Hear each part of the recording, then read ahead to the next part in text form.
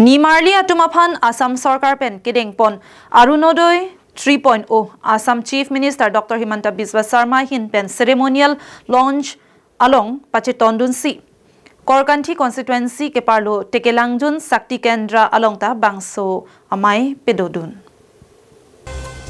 Trainee Troxiani Tekelangjun Sports Association Pathua Klamalong Tekelangjun Saktikendra ahin pen patripi ponsi ARUNUDOI 3.0 Ceremonial Launch amai Kedeng pon.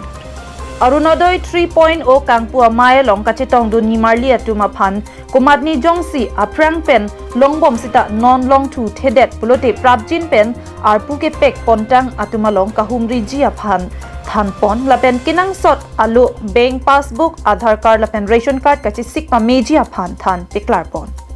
Bangso porahut non kechari bom BJP Sarkar atum ason kaching thora sai ki claim pontang lapen Korkanthi constituency along ke ongdong kaching thora sai ki claim pon thujia phan Kedeng pon asai aputha klardak pen than pon thu.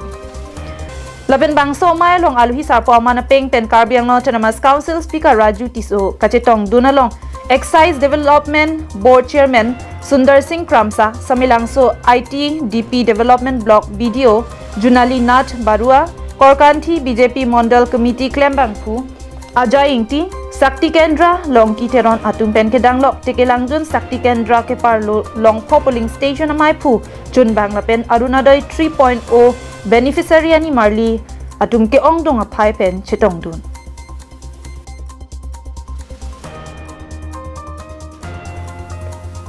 Dong muka pen Sem Singh Ingti Karbing Long Live.